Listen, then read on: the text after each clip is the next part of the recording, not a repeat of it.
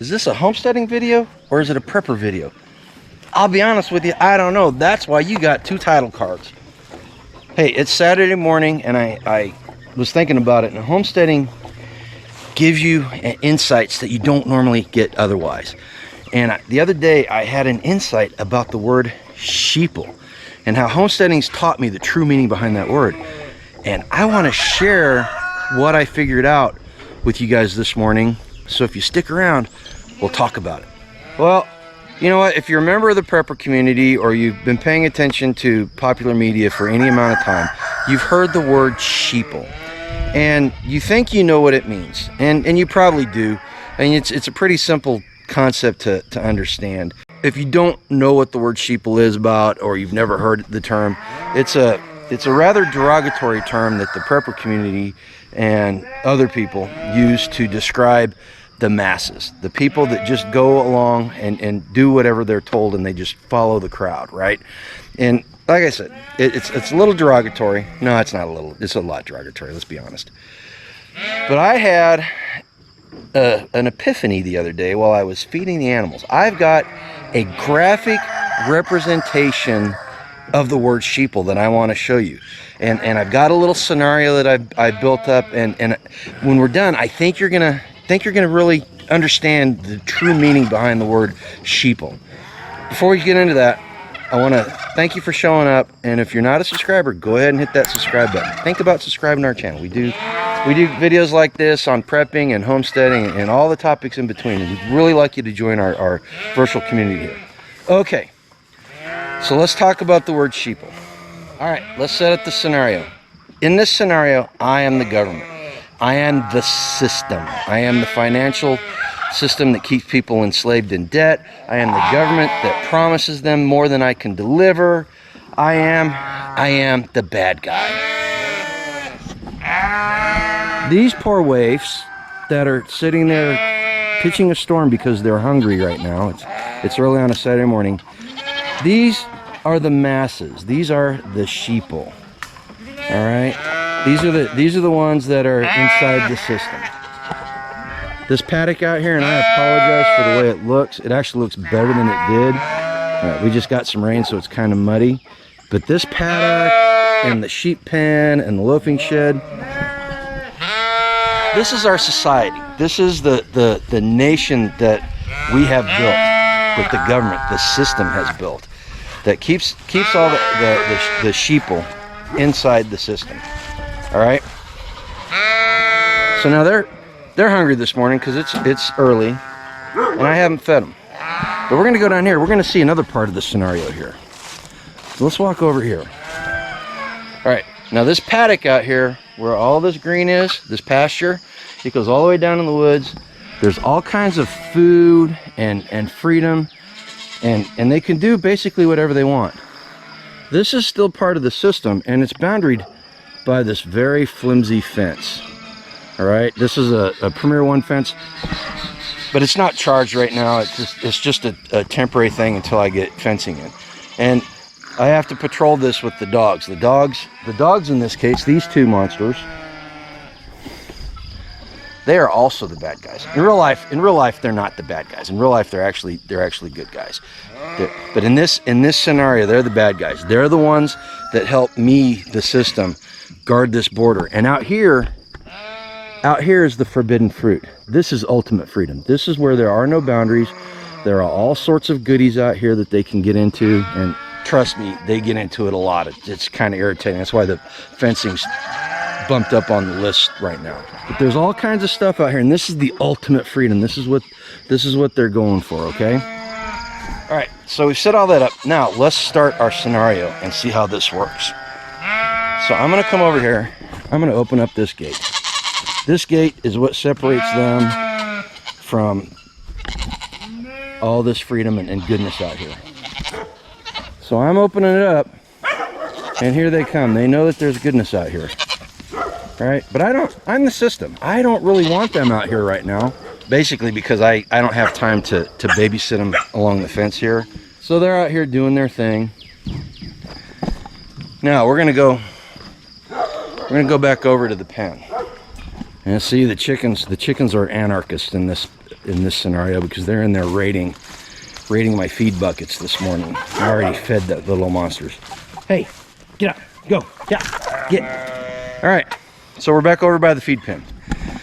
So these two buckets, this bucket is Entitlements, and this bucket is, we'll call that bread and circuses, okay? That's how we keep the masses fed.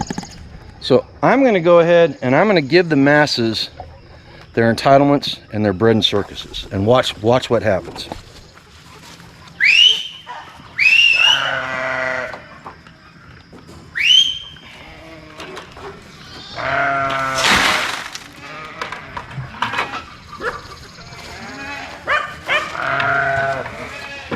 So I've given them their Entitlements, and look, here they come.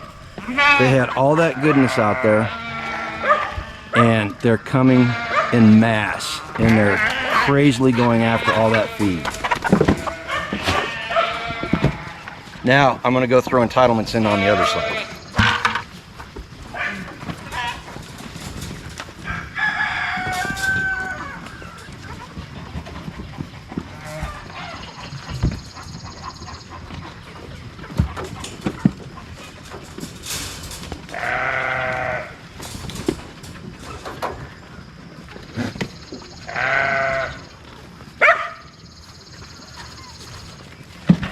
But you see how they're jostling each other and they're fighting over what's out there?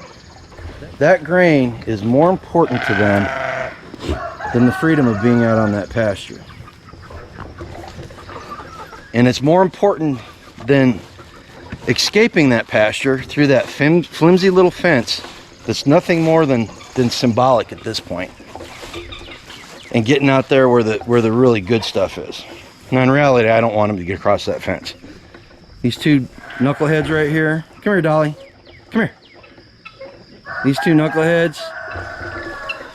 In this scenario, they're the bad guys. In real life, they're sheepdogs. Now, the real livestock guardian dog is on a timeout right now because she doesn't know how to behave, and I want to show you how she doesn't know how to behave. So she's on a lead right now because she was getting a little excited around the chickens and the babies, and she's standing in the flower beds. And so in this scenario,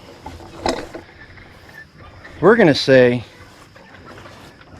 that I am the 2A community, and she is a member of the 2A community because she's a sheepdog, and she wants to protect the flock, but she doesn't know how to behave.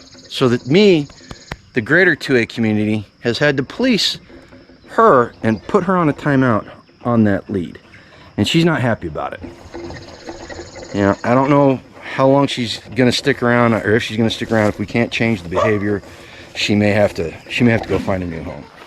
But which is a shame because she's a really sweet dog. But you see, there's some symbology there too.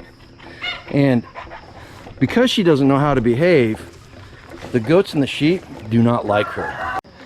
When she is in the paddock there, they stay completely away from her because she doesn't know how to behave. She plays too rough, and she's very intrusive at this point. She's not used to the flock. They're not used to her. This is another Sheeple moment right here. So to them, Fancy looks just like these two knuckleheads. Hey, get out of there.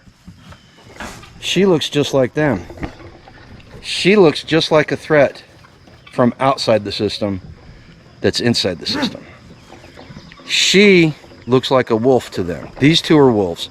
They're all descendant from wolves. We'll just call them all. To the goats and sheep, Fancy looks exactly like they do, where she wants to protect them and means to protect them, and they are on the outside nipping and yipping at them, which they do quite a bit, by the way. I'm trying to break them of that too. The sheeple do not like her, and they will not have anything to do with her, and they fear her, which is the way the sheeple in our society view the 2A community and people that are meant to protect them from the actual predators in our society and in our world. Well, I hope that this wasn't too much of a reach for you, and I hope that I conveyed my ideas across to you on this matter.